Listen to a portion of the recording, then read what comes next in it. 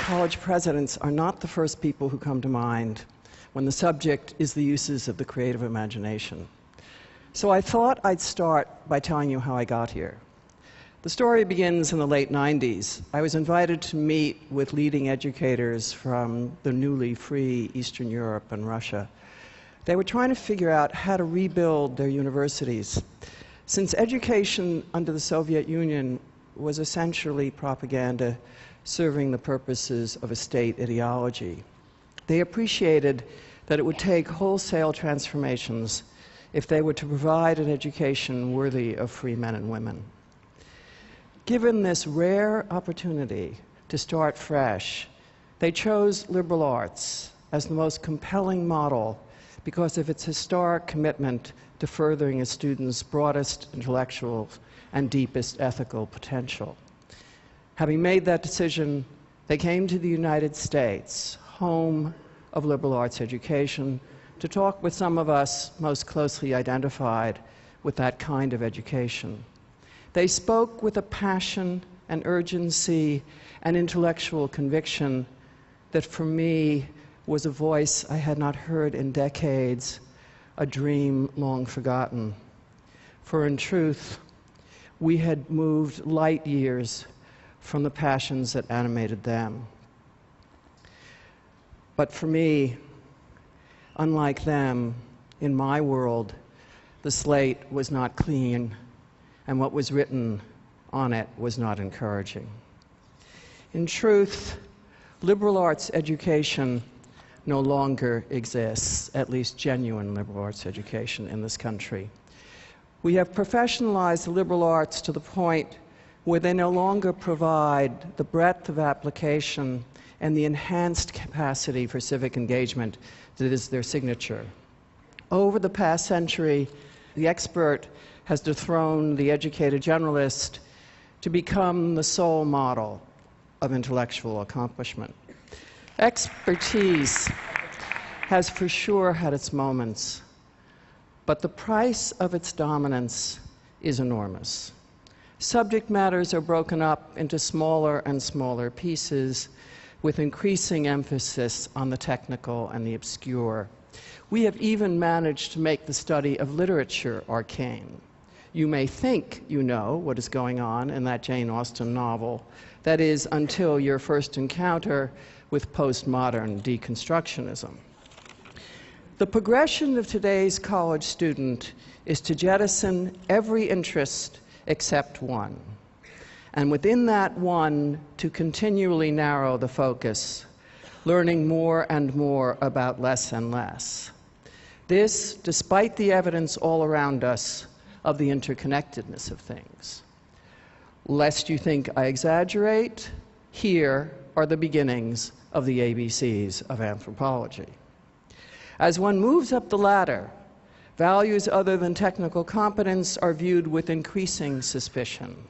Questions such as, what kind of a world are we making? What kind of a world should we be making? What kind of a world can we be making? Are treated with more and more skepticism and move off the table.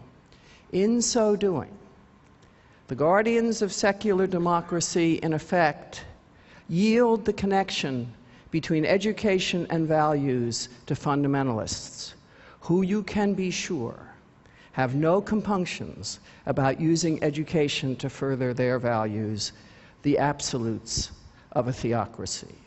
Meanwhile, the values and voices of democracy are silent.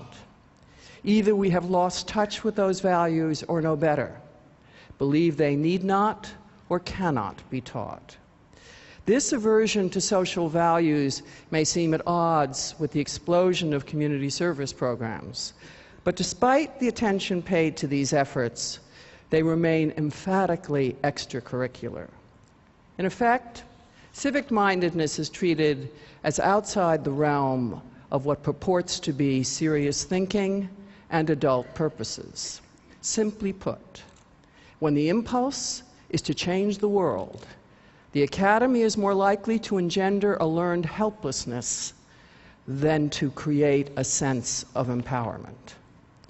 This brew, oversimplification of civic engagement, idealization of the expert, fragmentation of knowledge, emphasis on technical mastery, neutrality as a condition of academic integrity, is toxic when it comes to pursuing the vital connections between education and the public good, between intellectual integrity and human freedom, which were at the heart of the challenge posed to and by my European colleagues. When the astronomical distance between the realities of the academy and the visionary intensity of this challenge were more than enough, I can assure you, to give one pause, what was happening outside higher education made backing off unthinkable. Whether it was threats to the environment, inequities in the distribution of wealth, lack of a sane policy or a sustainable policy with respect to the continuing uses of energy, we were in desperate straits. And that was only the beginning. The corrupting of our political life had become a living nightmare. Nothing was exempt. Separation of powers, civil liberties, the rule of law, the relationship of church and state, accompanied by a squandering of the nation's material wealth that defied credulity. A harrowing predilection for the uses of force had become commonplace, with an equal distaste for the alternative forms of influence. At the same time, all of our firepower was impotent when it came to halting or even stemming the slaughter in Rwanda, Darfur, Myanmar. Our public education, once a model for the world, has become most noteworthy for its failures. Mastery of basic skills and a bare minimum of cultural literacy eludes vast numbers of our students. Despite having a research establishment that is the envy of the world, more than half of the American public don't believe in evolution, and don't press your luck about how much those who do believe in it actually understand it. Incredibly, this nation, with all its material, intellectual, and spiritual resources, seems utterly helpless to reverse the free fall in any of these areas. Equally startling, from my point of view, is the fact that no one was drawing any connections between what is happening to the body politic and what is happening in our leading educational institutions. We may be at the top of the list when it comes to influencing access to personal wealth. We aren't even on the list when it comes to our responsibility for the health of this democracy. We are playing with fire. You can be sure Jefferson knew what he was talking about when he said, "If a nation expects to be ignorant and free in a state of civilization, it expects what never was and never will be." On a more personal note, this betrayal of our principles, our decency, our hope, made it impossible for me to avoid the question, what will I say years from now when people ask, where were you? As president of a leading liberal arts college, famous for its innovative history, there were no excuses. So the conversation began at Bennington, knowing that if we were to regain the integrity of liberal education, it would take radical rethinking of basic assumptions, beginning with our priorities. Enhancing the public good becomes a primary objective. The accomplishment of civic virtue is tied to the uses of intellect and imagination at their most challenging. Our ways of approaching agency and authority turn inside out to reflect the reality that no one has the answers to the challenges facing citizens in this century, and everyone has the responsibility for trying and participating in finding them. Bennington would continue to teach the arts and sciences as areas of immersion that acknowledge differences in personal and professional objectives. But the balance is redressed. Our shared purposes assume an equal, if not greater, importance. When the design emerged, it was surprisingly simple and straightforward.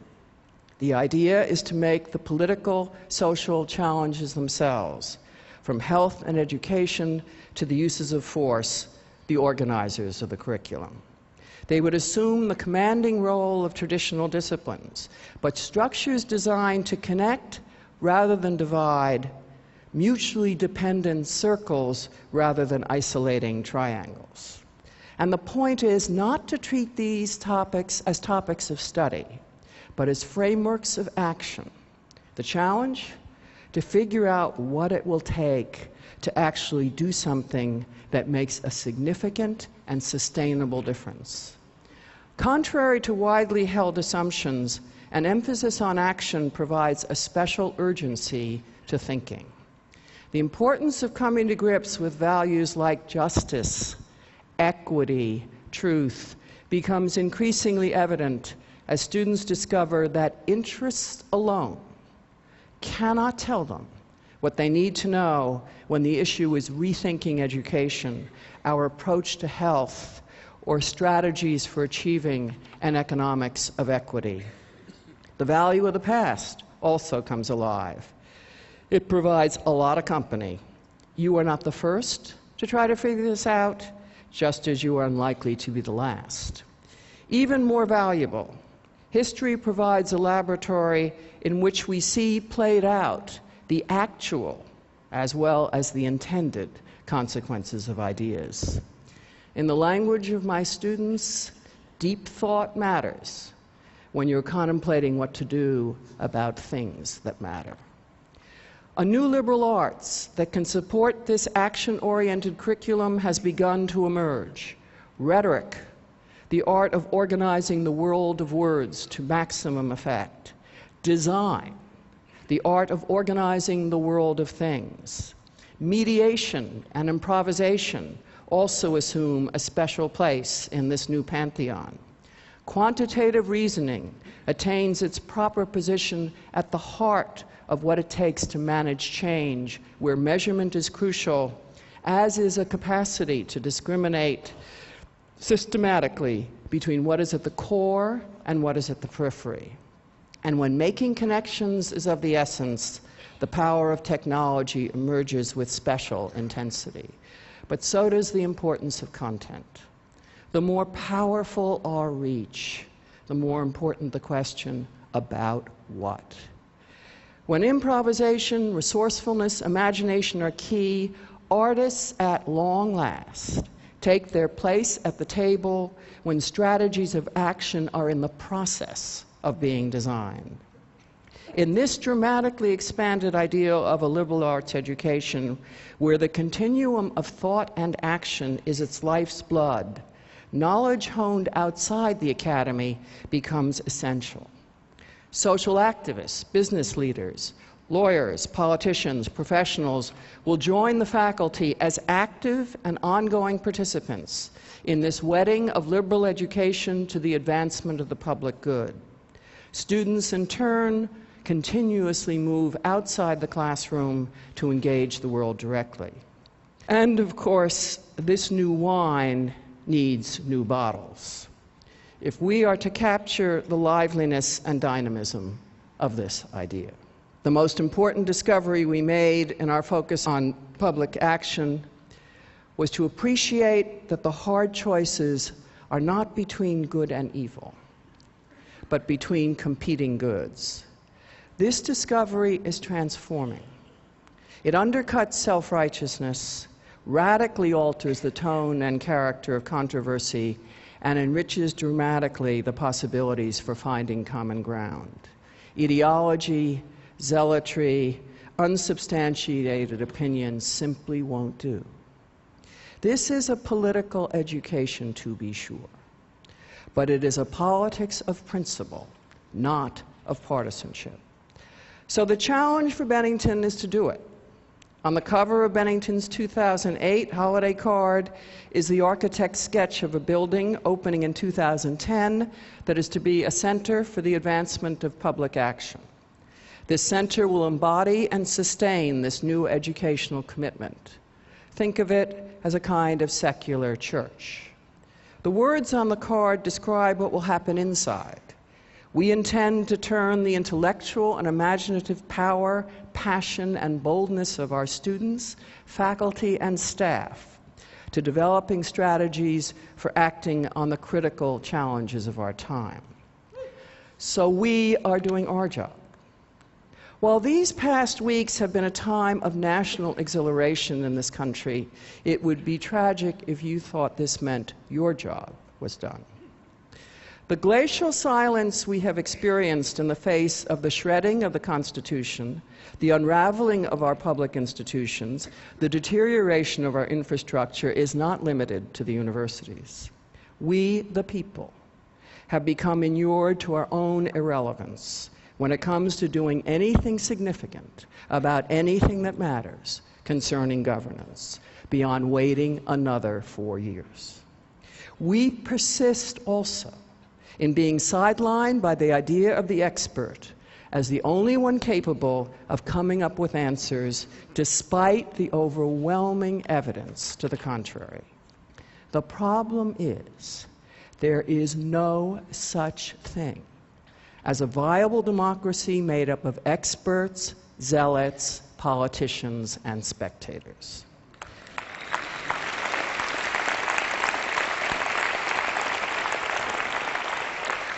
People will continue and should continue to learn everything there is to know about something or other. We actually do it all the time. And there will be and should be those who spend a lifetime pursuing a very highly defined area of inquiry. But this single-mindedness will not yield the flexibilities of mind, the multiplicities of perspectives, the capacities for collaboration and innovation this country needs.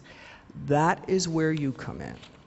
What is certain is that the individual talent exhibited in such abundance here needs to turn its attention to that collaborative, messy, frustrating, contentious, and impossible world of politics and public policy. President Obama and his team simply cannot do it alone. If the question of where to start seems overwhelming, you are at the beginning, not the end of this adventure. Being overwhelmed is the first step if you are serious about trying to get at things that really matter on a scale that makes a difference. So what do you do when you feel overwhelmed? Well, you have two things. You have a mind and you have other people. Start with those and change the world.